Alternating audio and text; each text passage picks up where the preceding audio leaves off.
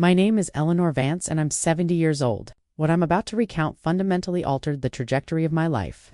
The memorial service for my spouse, Walter, was the most silent afternoon I have ever endured. It was there, standing next to his interment site, that I received a digital message from an unidentified contactor text that sent a tremor through me. I am living. That is not me in the coffin. I tapped out a response, my hands shaking violently. Who are you? The reply stole my breath. I cannot disclose. They are observing. Do not put your faith in our boys. That instant shattered my spirit. My entire world collapsed as I watched Philip and Daniel, my own offspring, standing near the burial box with unsettlingly composed expressions. Something was profoundly amiss. Their weeping appeared simulated, their embrace as frigid as ice. For 40 years, Walter had been my companion, my haven, the core of my existence. I encountered him when I was 25 in the small community of Willow Creek. We were raised on the same parched rural roads. Sharing humble aspirations, I did laundry to support my ailing grandmother while Walter repaired watches in a tiny jeweler's booth he inherited from his family. We were without means yet joyful. We possessed a commodity that wealth could not procure: genuine affection. I recall the very first time he addressed me. It was a Wednesday morning. I was walking towards the general store in my faded blue skirt and worn-out sandals. He stepped out of his booth with metal dust-covered hands and offered me a bashful smile that instantly captivated me. "Good morning, Eleanor," he murmured gently. "Need me to examine your pocket watch?" I didn't own a timepiece, but I fabricated a need just to prolong the interaction.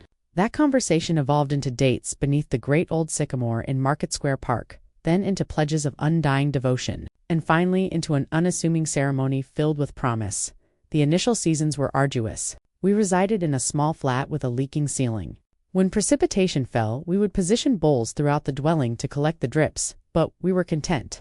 Walter toiled from dawn till dusk in his booth. I knitted garments for the women in the town. When Philip arrived, I thought my spirit would overflow with joy. He was a darling infant with his father's serious brow and my candid laugh.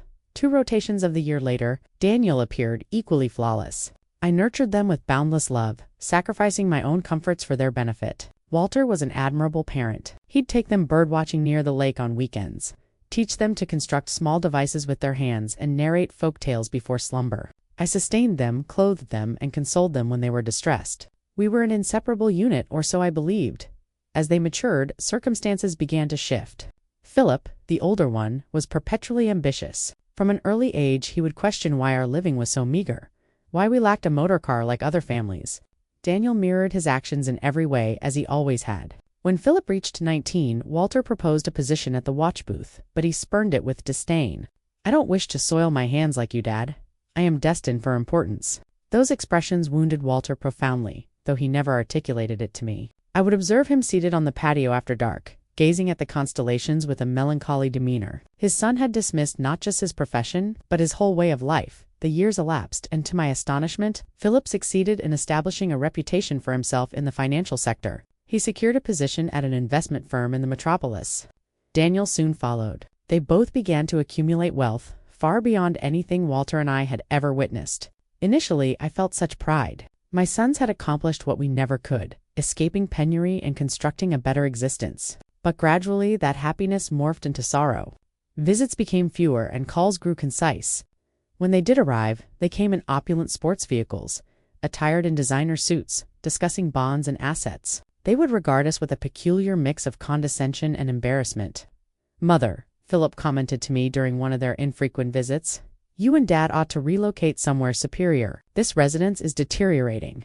He was truthful, but that dwelling held all our shared moments. It was where we had raised our boys, where we had shared countless suppers, where we had aged in unison. It wasn't extravagant, but it was our sanctuary. Walter, always insightful, would tell me, "Eleanor, money has altered our sons. We are insufficient for them now." I resisted accepting it. I continued to excuse their absences, their brief communications, their broken pledges. "They are preoccupied with forging their lives," I would tell myself. "Someday they will once again be the loving boys we brought up." But deep down, I knew Walter was right. We had lost our sons long before I lost my husband. I simply didn't grasp the extent to which we had become strangers to them. The most severe change occurred when Philip wed Seraphina Chadwick, a city woman who made no effort to conceal her scorn for our modest lifestyle. The first time he brought her home, she arrived in stiletto heels that sunk into the gravel of our patio and an elegant crimson gown that appeared more costly than everything I had ever possessed. "A pleasure," she stated with a strained smile, barely offering the tips of her fingers in greeting. Her eyes surveyed our humble abode with an expression I couldn't comprehend, but that made me feel insignificant. During the meal, Serafina barely touched the shepherd's pie I had prepared with such dedication. She pushed the food around on her platter and cut minuscule portions of the poultry, but consumed next to nothing. Philip seemed agitated, repeatedly apologizing for matters he had never been ashamed of before. "Next time we'll take them to a bistro," he whispered to Serafina, presuming I couldn't hear, but I did. Every word pierced my heart like a thorn. Daniel, for his part, remained unmarried but adopted the same detached demeanor as his brother. His visits were restricted to significant dates, and even then, he always appeared eager to depart. He was constantly on his personal communicator, finalizing transactions even during our discourse. "Mother, I must depart," he would consistently state prematurely. "I have a vital meeting early tomorrow." Family Sunday gatherings, a remote memory. Winter holidays turned cold and formal. My sons would bring lavish gifts we didn't need. They would remain for an hour or two and then leave with obvious relief. Walter and I grew old in isolation, comforting one another. He persisted in working at his booth, though his hands no longer possessed the same nimbleness. I continued with my knitting, but my eyesight had deteriorated. We managed with our small earnings, proud not to solicit assistance from our prosperous sons. "Do you know what the saddest aspect is, Eleanor?" Walter remarked to me one night as we shared tea on the patio. "It's not their money. It's that the money has led them to believe we are no longer relevant." He was correct, as always. My sons hadn't merely transformed financially, they had changed within their hearts. We were no longer their cherished parents. We were an uncomfortable remnant of a past they wished to disregard. Circumstances worsened when Philip acquired a $250,000 residence in an exclusive urban quarter. Daniel soon replicated this, investing in a luxurious penthouse that cost $170,000. Suddenly, our sons were proprietors of riches we couldn't even fathom. "You ought to sell this house and move into an assisted living residence," Serafina proposed during one of her rare visits. "There are some very pleasant facilities for people your generation. You would be more comfortable." The phrase assisted living struck me like a blow. After 40 years of constructing our home, after raising these sons with such dedication, they desired to dispatch us to a facility. "We don't need a facility," Walter retorted with the dignity that always characterized him. "We are quite fine here in our home." But I perceived the expression on Philip and Daniel's faces. They supported Seraphine's notion. To them, we were an encumbrance, a matter to be resolved in the most opportune manner. It was then that the more overt propositions commenced. Philip arrived one day with binders in his hand, paperwork he had arranged without consulting us. "Father, mother," he said with that fabricated smile he had mastered, "I've been contemplating your future. This house is worth, at most, $1,200. If you liquidate it, I can add some funds so you can move somewhere superior, a better dwelling." To us, there was no dwelling superior to the home where we had been happy for decades. But Philip didn't grasp that.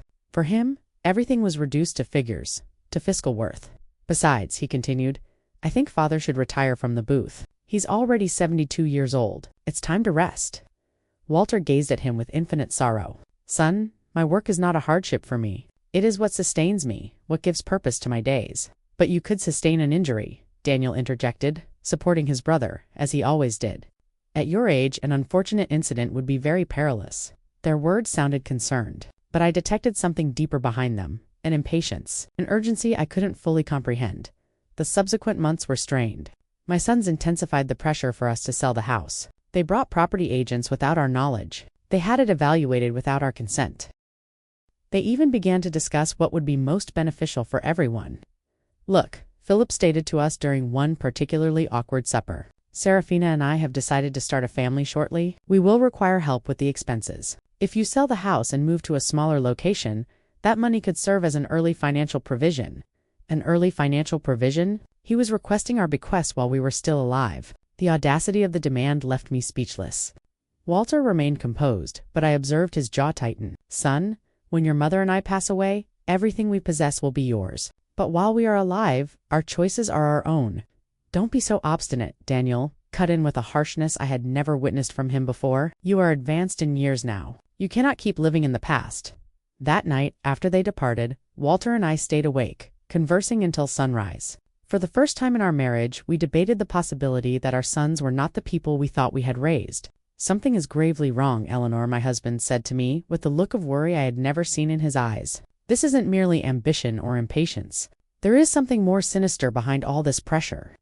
I had no notion how profoundly accurate his words were. I couldn't imagine that my own sons were orchestrating a plan that would change our lives forever. I didn't know that the catastrophe approaching wouldn't be a random misfortune, but a conspiracy meticulously devised by the two people I trusted most in the world.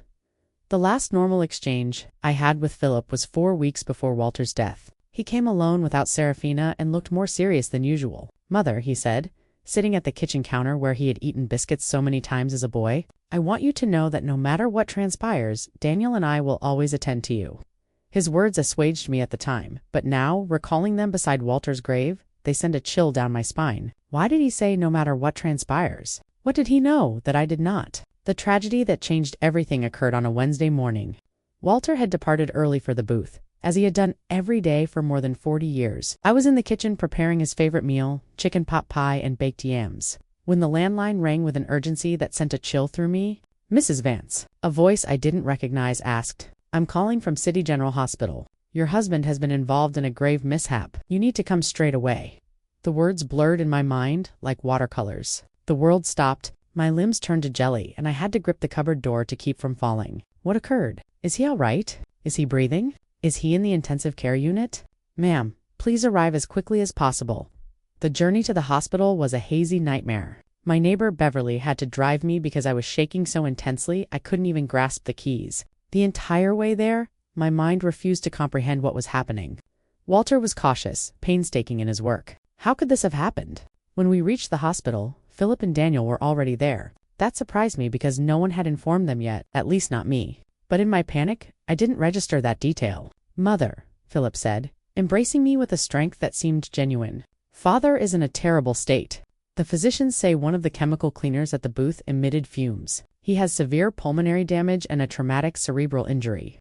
Daniel's eyes were reddened, but something in his expression felt wrong. He seemed more anxious than distressed, like someone anticipating crucial information rather than someone grieving for his father. "Can we see him?" I pleaded, desperate. "Only immediate family. One at a time, and for 10 minutes maximum," the attendant explained. When I entered that ICU chamber, my heart sank. Walter was connected to a dozen machines with bandages covering most of his face and arms. I barely recognized him. His respiration was difficult, artificial, maintained by devices that chirped incessantly. I walked up to his bed and took his hand, the only part of his body that seemed uninjured. "Walter, my darling, I'm here. Everything is going to be fine. You're going to recover just as you always do." For a moment, I felt a minimal contraction in my hand. His eyes shifted behind his closed lids. He was struggling. My champion was fighting to return to me. The next 2 days were the longest of my life. I practically resided at the hospital, dozing in the uncomfortable seats in the waiting area. Philip and Daniel took turns accompanying me, but they always seemed more preoccupied with consulting the doctors than with consoling their father.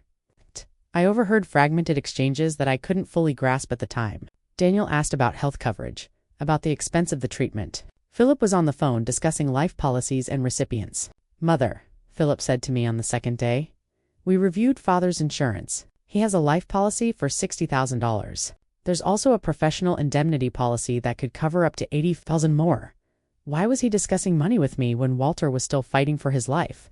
Why was he concerned with insurance instead of his father's recovery? "I don't care about the money," I responded sharply. "I just want your father to get better."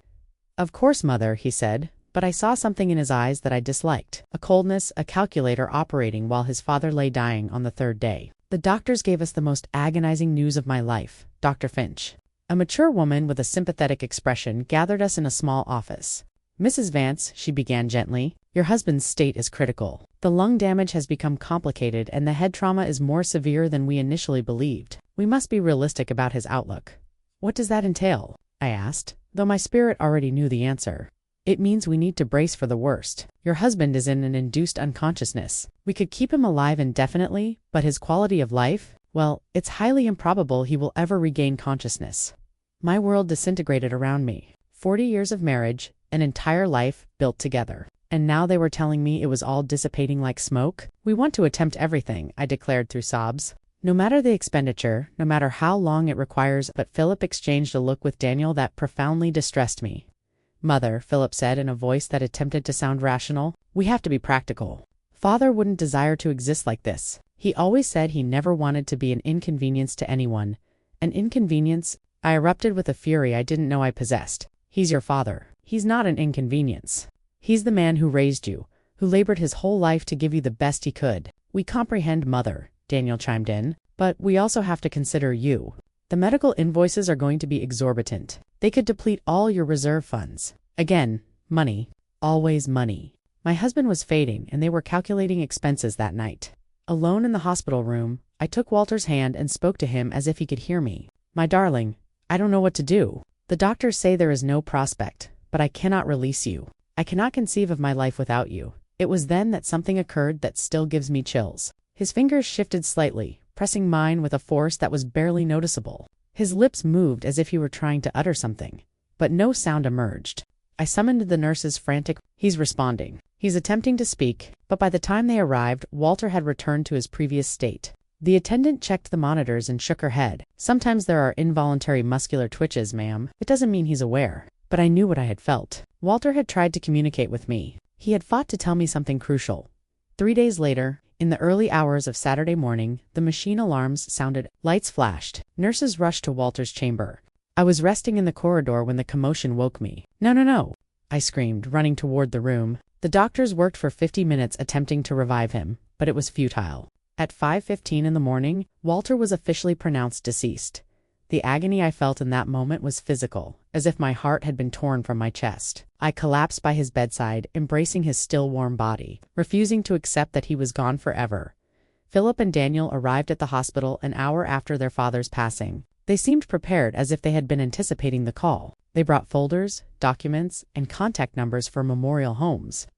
We already spoke to the Willow Creek Memorial Home, Philip said to me while I was still weeping inconsolably. They can collect the body this morning. We also contacted the insurance agency, Daniel added. The claim procedure is already in progress. How could they be so effective, so structured, so cold just an hour after losing their father? Something was incorrect, but my sorrow was so intense that I couldn't think clearly. The memorial service was scheduled for the following Tuesday. Philip managed all the arrangements without genuinely consulting me. He chose the most basic casket, the briefest service, as if he wanted to conclude everything as rapidly as possible. It's what Father would have preferred, he said when I protested about not being included in the decisions. Something simple without ostentation. But Walter deserved better than this indecent haste to enter him and forget. The day of the memorial arrived, overcast and frigid, as if the heavens themselves were weeping for Walter. I wore my only dark gray suit, the same one I had worn for my brother's funeral years ago. My hands were shaking so severely that Beverly had to help me fasten the small clasps on the back. Be resilient, Eleanor, my dear friend whispered as she gently arranged my hair. Walter would want to see you strong. But I didn't feel resilient. I felt hollow, like a shell without a soul. 40 years of marriage cannot be buried so simply. Every item in the house reminded me of him. His tea mugen, the counter. His toolkit on the patio. His pillow that still held his scent. When we arrived at the cemetery, I was surprised by how few people had attended. I expected to see more of Walter's colleagues from the booth. More neighbors, more acquaintances, but it was only Philip, Daniel, Serafina, Beverly, myself, and the minister. For a man who had lived 70 years in the same town, who had aided so many people, the memorial seemed strangely empty. Where are the men from the booth? I asked Philip. We didn't wish to disturb anyone, he replied quickly. Father was a private individual. He would have preferred something intimate, but that was untrue. Walter cherished his community. He cared about his neighbors. He would have wanted them to come say farewell. Why had Philip decided to make everything so secretive, so rushed? During the service, I watched my sons with a strange emotional detachment. Philip had a grave expression appropriate for the occasion, but his eyes constantly flickered toward his wristwatch. Daniel seemed uneasy, as if he had more pressing engagements. Serafina discreetly checked her phone behind her dark veil. This was how they were bidding farewell to their father, with impatience and diversions. The minister spoke about eternal peace, about well-deserved rest, about reuniting with a higher power. His words felt shallow in my shattered heart. I didn't want Walter to rest in peace. I wanted him to come home with me, for us to continue growing old together, for us to continue sharing tea on the patio every evening, when it was time to cast earth onto the casket. My legs refused to support me. Beverly had to steady me as I wept uncontrollably. The sound of the soil hitting the wood was final, conclusive, devoid of hope. It was at that precise moment, standing next to my husband's grave, that my phone vibrated. A text message from an unknown number. I am living. That is not me in the coffin. My heart seized. The characters danced in front of my eyes as if I were hallucinating. I was losing my mind from the sorrow. With trembling hands, I replied, "Who are you?" The answer arrived instantly. I cannot disclose. They are observing. Do not put your faith in our boys. The phone dropped from my hands as if it were burning. Beverly bent down to retrieve it, but I stopped her abruptly. I couldn't allow anyone else to see those messages. Not until I understood what was unfolding. Are you all right, Mother? Philip asked, approaching with a concerned expression. I stared at him, attempting to find some clue on his face. His eyes seemed sincere, but now every gesture, every word, every expression felt suspicious. I'm fine, I lied, placing the phone in my shoulder bag. I just need to return home. On the drive back, I couldn't dismiss those messages. Was it possible that someone was playing a cruel joke at the worst moment of my life? Or was there truly a possibility that Walter was alive? But if he was alive, who had we interred? And if he wasn't alive, who knew enough details about our lives to write something so specific about our sons? That night, alone in my house, which now felt like a crypt, I reviewed every detail of the last few days. Walter's mishap had been strange from the start. According to Philip, a machine had emitted fumes in the booth, but Walter knew every bolt and wire in that place. He was meticulous about upkeep, obsessive about safety. Plus, how had my sons gotten to the hospital so rapidly if no one had notified them? The hospital had called me first. I was the emergency contact. How did they know about the incident before I did? And then there was the money. From day one, Philip and Daniel had discussed insurance policies and recipients as if they had been anticipating this moment. Preparing for it, I decided to examine Walter's papers. In his old metal cabinet, he kept all his vital documents in a fireproof container. Insurance policies, the title deed to the house, booth, documents, everything was there.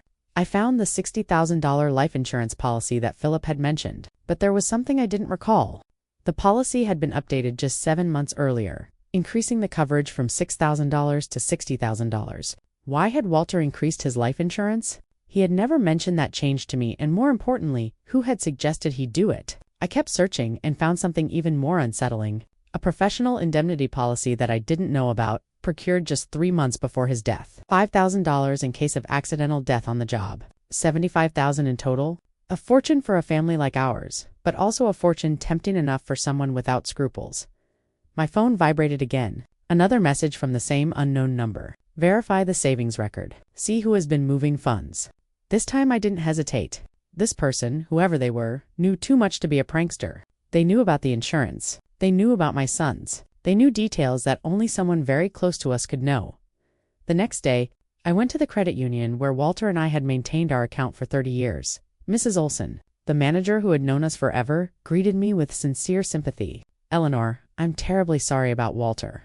He was a good man. Thank you, Mrs. Olson.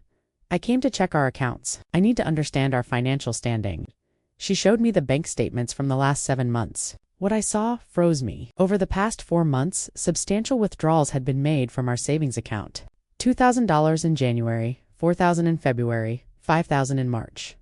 Funds that I didn't know had been moved. Who authorized these withdrawals? I asked, my voice trembling. Your husband came in person, Mrs. Olson explained. He said he needed the money for upgrades at the booth, but I kept the household accounts. I knew exactly how much money we had and what we spent.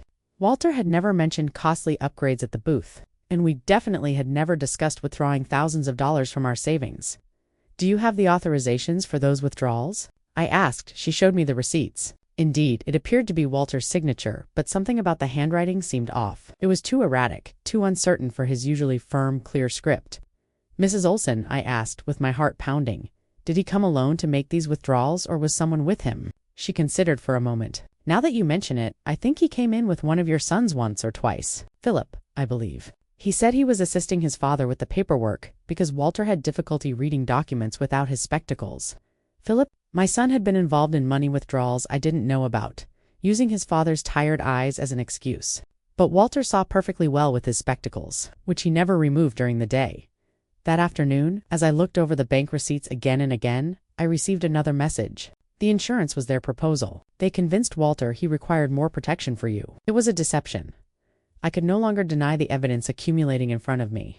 The mysteriously increased insurance policies, the unauthorized money withdrawals, Philip's presence in transactions I knew nothing about, his suspicious efficiency in arranging the funeral, his coldness during his father's agony. But the question that terrified me was, if they had truly planned Walter's death, how had they done it? And who was sending me these messages? How did this person know so much about what had happened?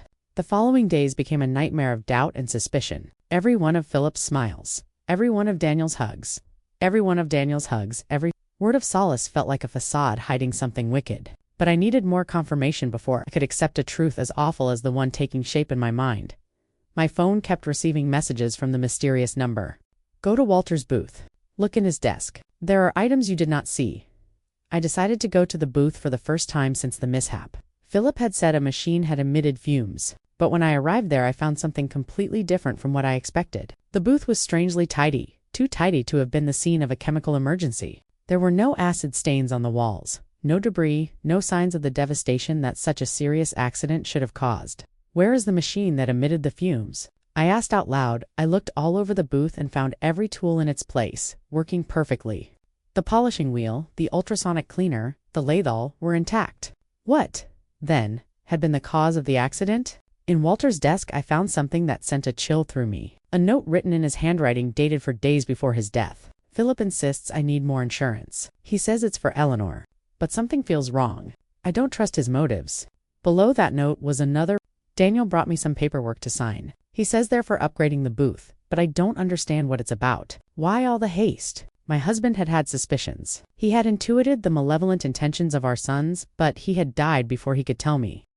I kept searching and found an envelope sealed with my name on it. I opened it with trembling hands. It was a letter from Walter.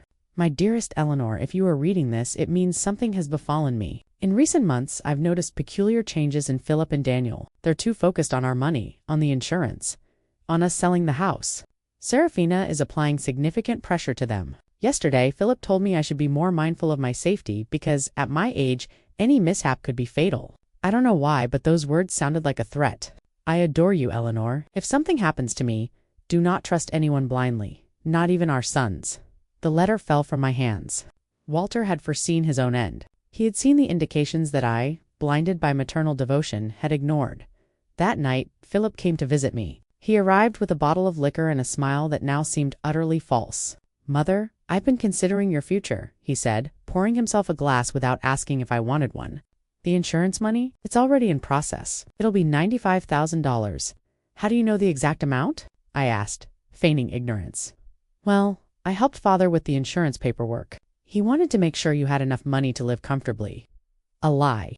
Walter had never wanted to increase the insurance. According to his own note, he had been pressured by Philip. And what do you think I should do with that money? I asked, carefully observing his reaction. His eyes gleamed with a spark that gave me a chill. You could purchase a smaller, more manageable flat, or even better, move into a lovely assisted living residence where you'd have companionship and medical support. Daniel and I could oversee your funds to make them last longer.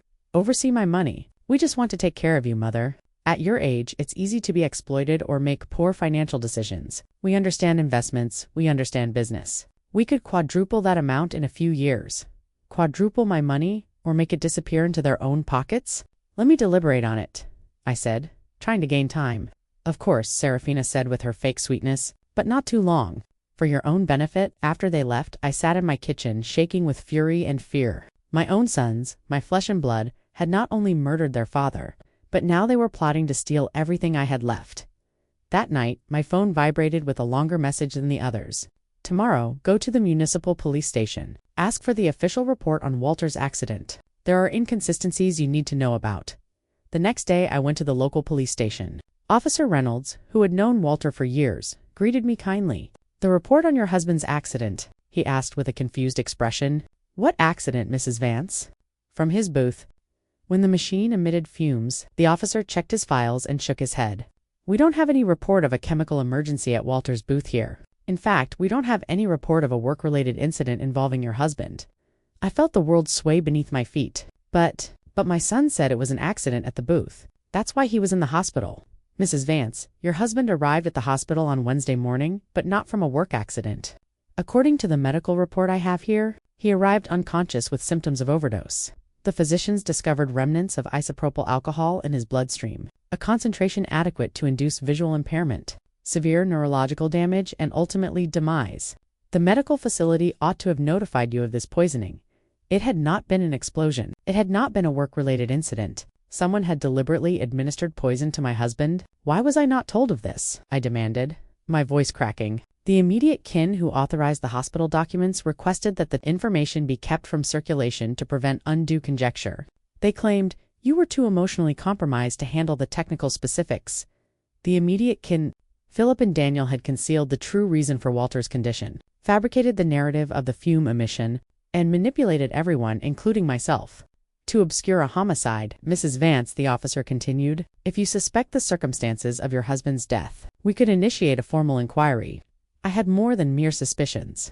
I was certain that my own sons had assassinated their father for financial gain. That afternoon, Daniel returned to the house with a bunch of lilies and the same counterfeit smile as Philip. How are you holding up, Mother? You appear fatigued. I'm fine, I lied, observing his every action from a refreshed perspective. I'm merely contemplating the future. That is commendable. Philip and I have been discussing. We think you should liquidate the dwelling promptly while it is advantageous in the property market. Why the urgency? Well, aged residences rapidly depreciate in worth, and you require capital.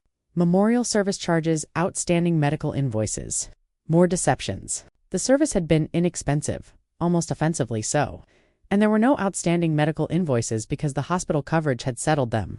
Daniel, I said, looking him directly in the eye, you knew your father did not perish from a work incident. For a split second, I detected panic in his expression, but he swiftly regained his composure. What are you referring to, Mother? I visited the municipal police station. There is no record of a fume emission at your father's booth. This time, the panic was more apparent. Mother, you should not be engaging in such activities. They will confuse you. The sorrow is overwhelming you. The sorrow is overwhelming me, or you have been untruthful with me. He rose abruptly, spilling the tea I had poured for him. I believe you need to rest. We will converse when you are more composed. He left swiftly, but not before placing a call from the patio, though I could not discern the words. The tone was urgent, apprehensive. That night I received the most illuminating message yet. They are convening tomorrow. They are going to attempt to persuade you that you are unstable, that grief is making you imagine occurrences. Do not place your faith in them, and do not ingest anything they offer you. The mysterious message's prediction materialized exactly as forewarned. The next day, Philip and Daniel arrived together at my house, accompanied by Sarah. They bore expressions of exaggerated solicitude and a sack of pastries from the city bakery. Mother, we are deeply concerned about you, Philip began in an overly sweet voice. The neighbors have mentioned you've been behaving strangely. Beverly says you've been speaking aloud to yourself that you are not eating adequately. Beverly had never said that. It was just another fabrication in their burgeoning inventory. Serafina brought your favorite sweet rolls, Daniel added, indicating the sack. And we prepared special brew from that blend you prefer. I recalled the message's words. Don't ingest anything they offer you. It was conceivable that they were plotting to poison me, too, just as they had Walter. Thank you. But I have already had my morning meal, I said, maintaining my distance. But Mother Serafina insisted with a smile that did not reach her eyes. You must eat properly. You've lost substantial mass since Father Walter passed away. I am fine, I repeated firmly. Philip exchanged a meaningful glance with Daniel. It was the same look they had shared at the hospital when the physician gave us Walter's prognosis. Mother, Philip said, sitting closer to me, we need to discuss something serious. Daniel and I have been consulting with some medical practitioners concerning your recent conduct. My conduct? Yes. The unusual inquiries you've been posing, the visits to the police station, that preoccupation with insignificant details about Father, it is normal following such a great loss, but it can be perilous if not addressed. Daniel nodded solemnly. We spoke to Dr. Hawthorne. He suggests it is customary for elderly individuals to develop irrational suspicion after losing a partner, especially women of your age. Irrational suspicion. They were accusing me of being mentally unstable for uncovering their lies. I am not irrational, I stated with all the conviction I could summon. I am merely asking questions I should have posed from the outset. What questions? Philip challenged me, like why there is no police report for your father's purported accident. Like why the booth is perfectly clean if there was a chemical incident. Like why you withdrew $5,000 from our account without notifying me anything. The silence that followed was deafening. The three of them exchanged looks of poorly concealed panic. Mother, Daniel finally said, those matters have simple explanations. Father withdrew that money for upgrades he intended to perform in secret as a surprise gesture for you. What surprise? He wanted to renovate the exterior and paint the walls. Philip lied. He had contracted some workers. He wanted it to be a surprise for your anniversary. If that were true, where were the workers? Where were the materials? Why did no one in town know about this supposed renovation? And concerning the police report, Philip continued. Not all work incidents necessitate a report, especially when they occur on private premises. More lies. Officer Reynolds had been very explicit. Any work incident with serious injuries requires an official report. Mother Serafina intervened with a sweet but patronizing voice. "We just want to attend to you. That is why we thought it would be best if you moved to a location with specialized therapeutic attention." "A facility, a specialized care residence," Philip corrected, "for people who are experiencing complicated grieving. They have counselors, nurses, activities to keep you engaged. And in the interim," Henry added, "we can manage the sale of the house, the handling of the insurance capital. All those complicated affairs you shouldn't have to deal with in your current state." There it was, the complete strategy. Declare me mentally unfit, confine me to a facility, and seize control of all my money. First, they had murdered Walter for the insurance funds, and now they intended to rob me, too. And what if I refuse? I asked them. "Why would you refuse?" Philip asked with a smile that sent a chill through me. "We only want what is best for you, because this is my house. This is where I built my life with Walter. This is where I raised you, Mother," Daniel said with an exaggerated sigh. "You cannot inhabit the past indefinitely. Father is gone. You must accept it and move forward." "I have accepted it, but that does not mean I am going to relinquish my life and my money." The facade of solicitude began to crumble on my sons' faces. Philip stood up abruptly. "Very well. If you refuse to listen to reason, we will have to employ more severe measures." "What does that mean?" "It means we can initiate a legal proceeding to have you declared incapable of managing your own affairs. We possess witnesses to your erratic conduct. We have testimony from medical practitioners who validate your suffering from age-related irrationality." Medical practitioners? What medical practitioners? I hadn't spoken to any doctors about my mental state. "Dr. Hawthorne already signed a preliminary evaluation," Daniel added. "He asserts that, based on our descriptions of your behavior, it is probable you require specialized care." A doctor who had never examined me had signed an evaluation about my mental state based only on what my sons had told him. How much had it cost them to purchase that false assessment? "So, you can cooperate voluntarily," Philip continued, "or we can do it legally. But either way, you are going to receive the help you require."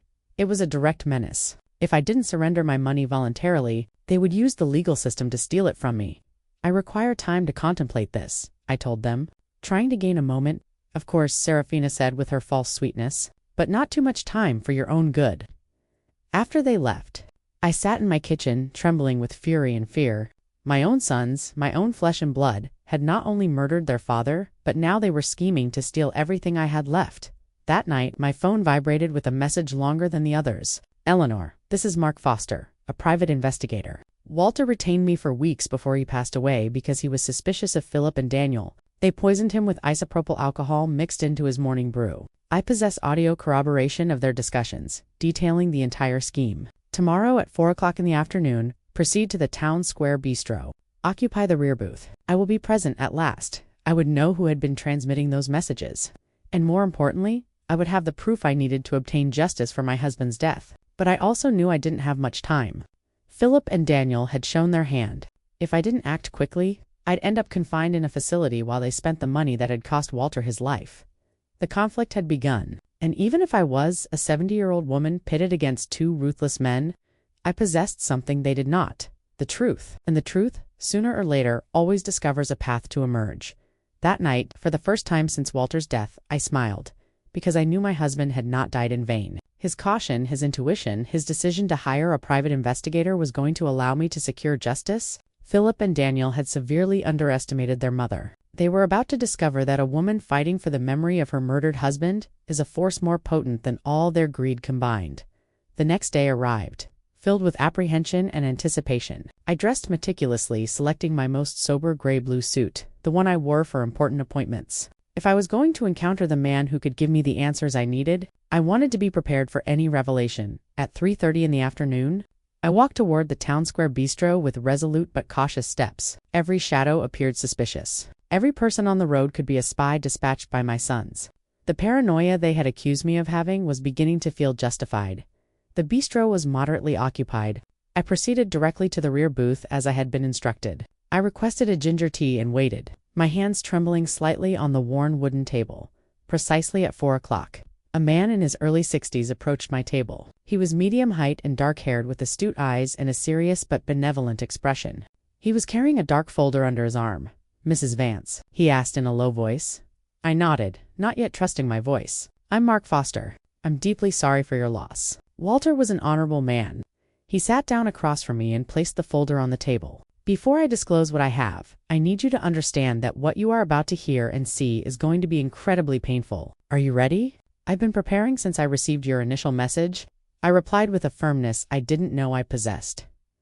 Mark opened the folder and removed a small audio recorder. Walter came to see me a month ago. He was concerned about his son's behavior. He hired me to investigate them discreetly. He pressed the play button. Walter's voice, so familiar and dear, filled the small space between us. Mark, I need you to know that if something happens to me, it will not be an accident. Philip and Daniel have been pressuring me to increase my life insurance. Yesterday, Philip brought me papers. He said were to better protect Eleanor. But when I reviewed them, I realized there were also provisions that directly benefited them. My heart accelerated. Hearing Walter's voice was like having him back for a few minutes. But his words confirmed my worst fears.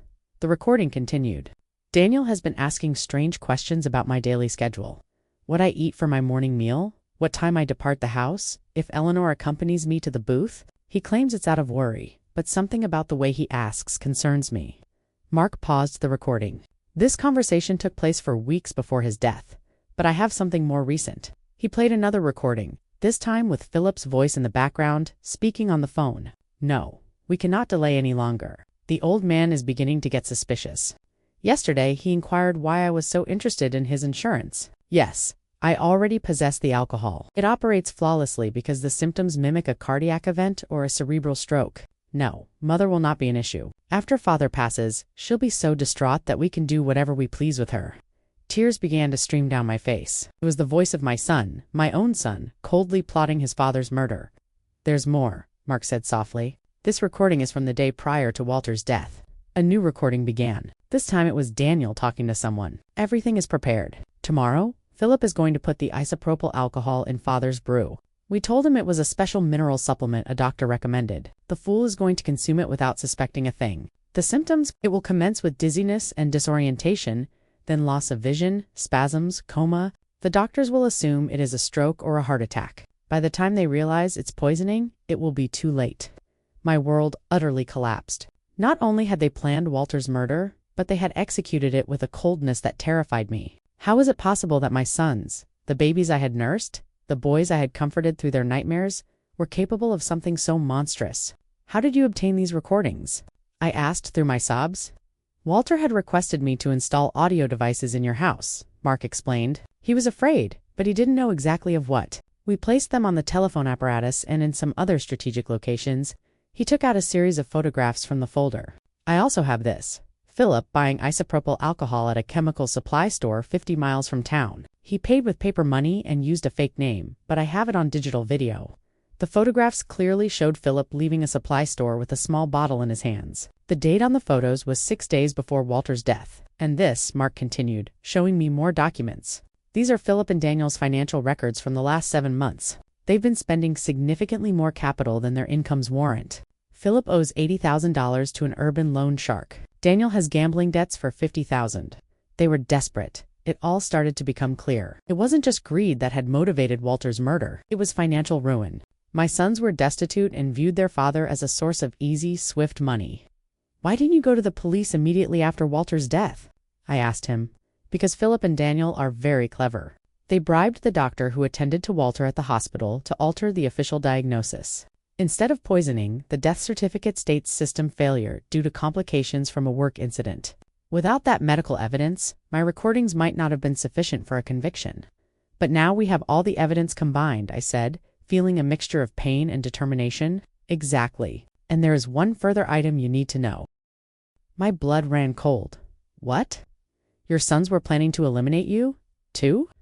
Mark played one last recording, this time with Philip and Daniel's voices together.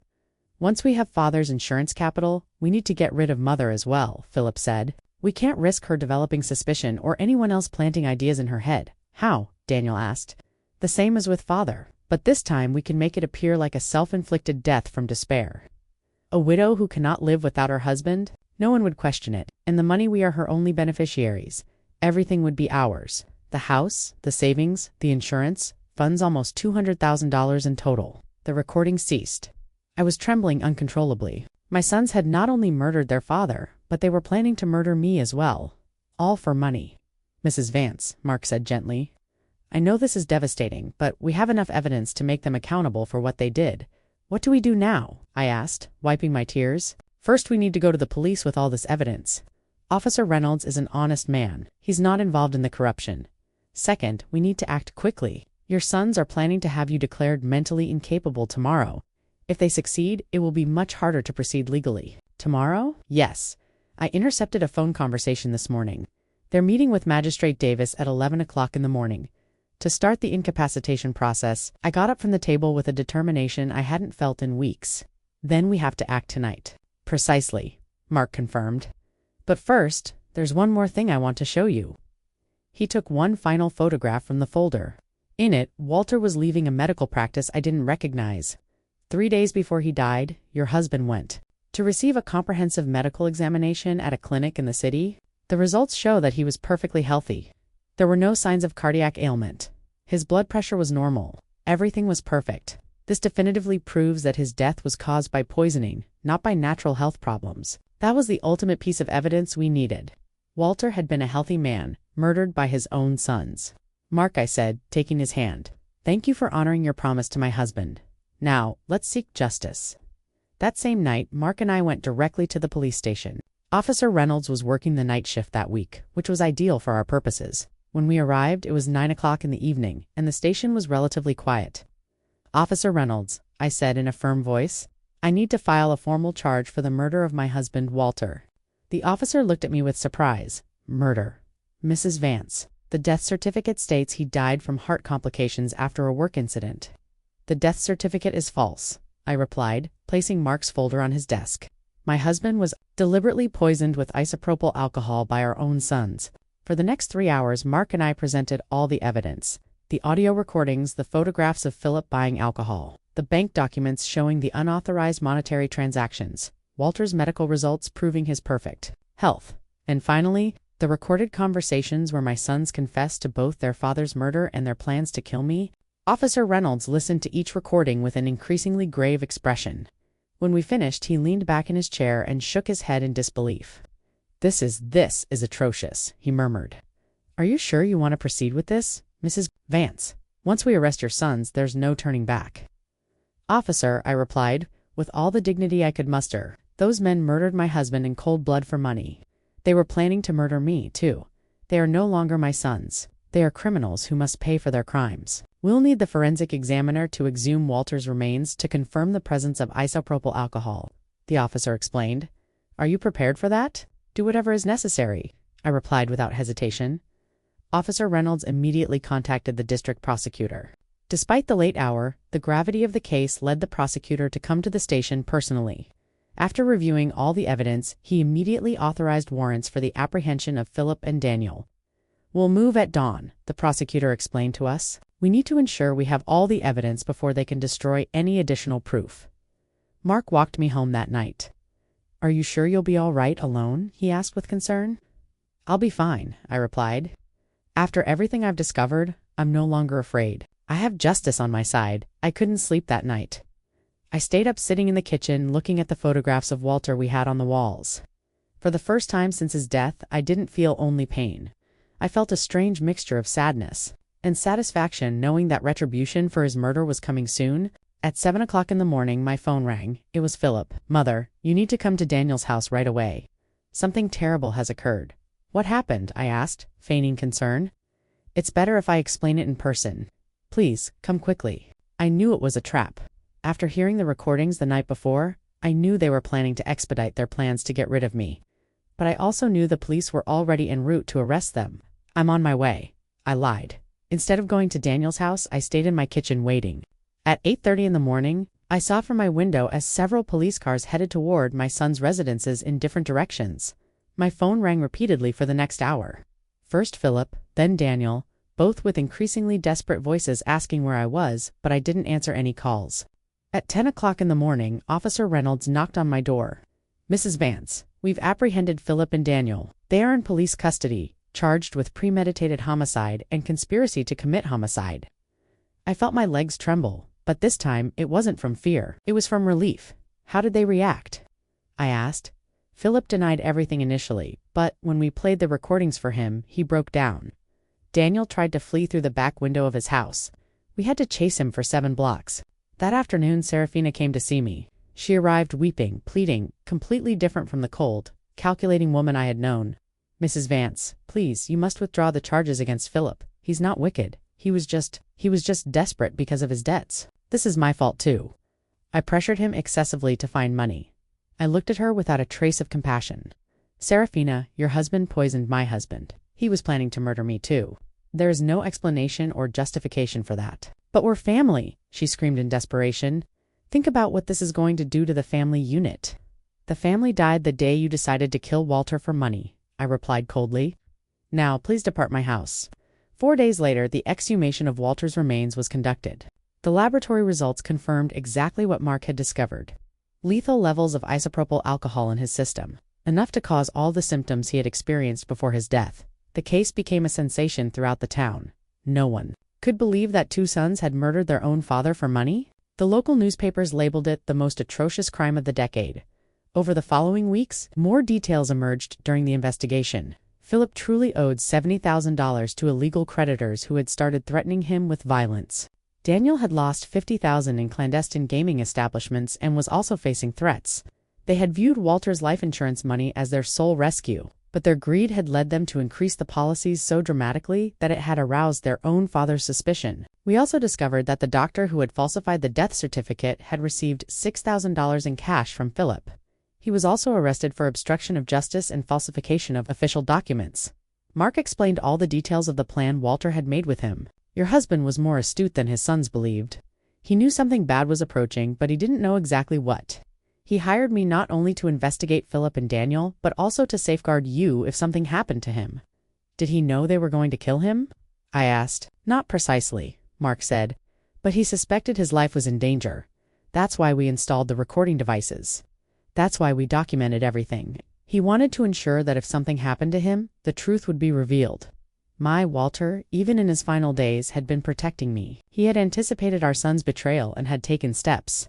To ensure that justice would prevail, the court proceeding was scheduled to commence in 3 months. Both Philip and Daniel faced charges of first-degree homicide, which in our state carried a sentence of 30 years to life. The day of the trial arrived after 3 months of intense legal preparation. The courtroom was completely full. Reporters from several regional publications had come to cover what was already known as the case of the patricidal sons. The whole town was there.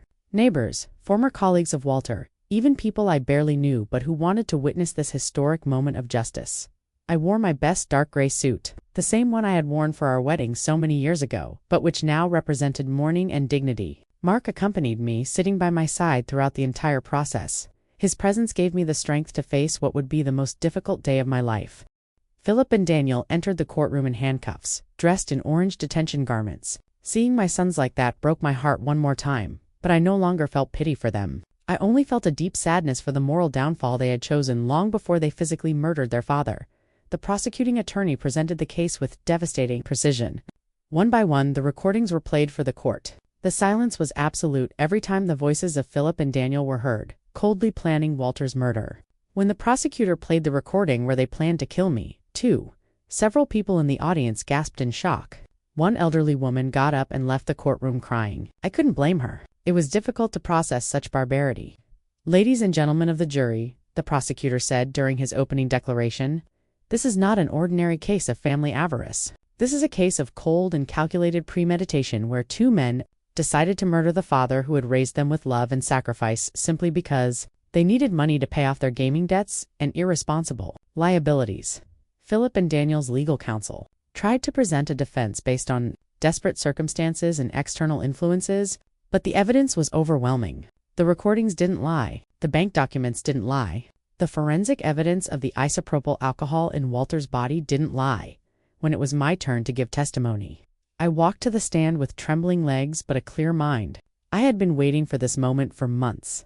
"Mrs. Vance," the prosecutor asked me, "can you tell us what your relationship was like with your sons before your husband's murder?" "I thought I had a good relationship with them," I replied, looking directly at Philip and Daniel. "I raised them with love. I sacrificed everything for their well-being. Their father worked from dawn till dusk to give them the best we could. I never imagined that love and sacrifice would become the reason for his murder. At any point, did you suspect they could harm your husband? No. That is the most painful part of all this. I trusted them completely. When they told me Walter had an incident at his booth, I believed them. When they arranged the memorial service so swiftly, I thought they were being efficient in their grief. I never imagined they were covering up a murder. Philip lowered his head during my testimony. Daniel looked at me defiantly, but I saw tears in his eyes. Too late for tears. Too late for regret. The most dramatic moment of the trial came when the prosecutor decided to play the full recording of the conversation, where they planned my own murder. Philip's voice filled the courtroom. Once we have father's insurance capital, we need to get rid of mother as well. We can't risk her developing suspicion. A murmur of horror swept through the audience. Several people turned to look at me with expressions of disbelief and compassion. How did you feel when you heard this recording for the first time?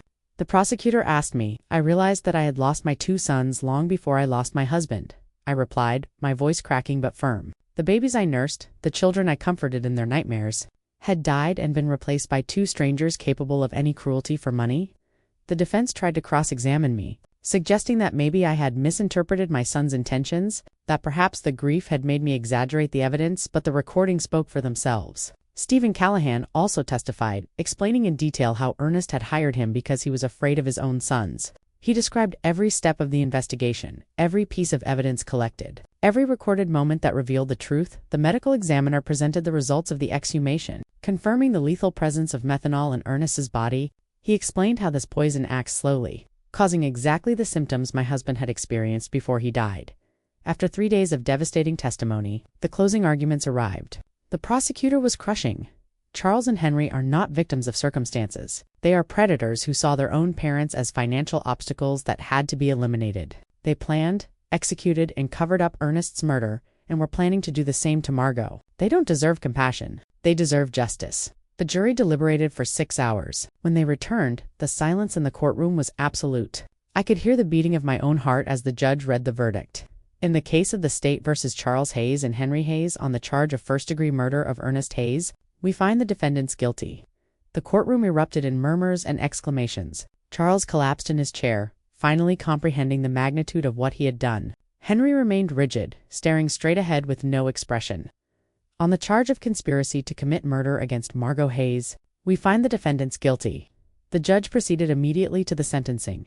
Charles Hayes and Henry Hayes. For the premeditated murder of your father and the conspiracy to murder your mother, I sentence you to life in prison without the possibility of parole for 30 years. When I heard those words, I felt a gigantic weight lift from my shoulders. Justice, finally. There was justice for Ernest. Peace found in the aftermath after the trial. Many people came up to hug me and expressed their support. Doris cried with me, not from sadness but from relief. Margot, Ernest can rest in peace now, she whispered to me. That night, I returned to my house, which now felt different. It was no longer a place of pain and betrayal. It was my home again, the place where Ernest and I had been happy for 42 years. Stephen came to visit me a week after the trial. How do you feel? He asked me. At peace, I answered honestly. For the first time since Ernest's death, I sleep soundly. I know he is resting because his death did not go unpunished. And the money, the insurance, the savings, I donated the life insurance money to a foundation for victims of family crimes, I explained. That money was stained with blood. I could never have used it. My personal savings are enough to live modestly for the rest of my days. 6 months after the trial, I received a letter through prison mail. It was from Charles. Mom, I know I don't deserve your forgiveness, but I need you to know that I regret everything. The money, the debts, the desperation, they blinded us. We lost all humanity. Henry and I destroyed the most loving family in the world for a few $1,000s that we didn't even get to enjoy. Tomorrow, I will commit suicide in my cell. I can't live with what we did. Take care, Mom. Tell Dad we're sorry we were such bad sons. I didn't arrive in time to prevent his suicide. Charles was found hanging in his cell the next day. Henry, upon learning of his brother's death, suffered a complete nervous breakdown and was transferred to the prison psychiatric hospital. A new life and lasting legacy today. 2 years after the trial, I live peacefully in my small house. I have converted Ernest's shop into a garden where I grow flowers to take to his grave every Sunday. Stephen has become a close friend, visiting me regularly to make sure I'm okay. Sometimes the neighbors ask me if I miss my sons. The answer is complicated. I miss the children they were, but those children died long before Ernest did. The men they became were not my sons. They were strangers who shared my blood, but not my heart. I have learned that true family is not defined by blood, but by love, loyalty, and mutual respect. Ernest was my true family for 42 years. The friends who supported me during the trial are my family now. Justice did not bring Ernest back, but it gave me peace. And on quiet nights when I sit on the porch, where we so often drank coffee together. I swear I can feel his presence. Proud of me for being strong enough to do the right thing, even when it meant losing my sons forever. 5 years have passed since that terrible day in the cemetery when I received the first message that changed my life.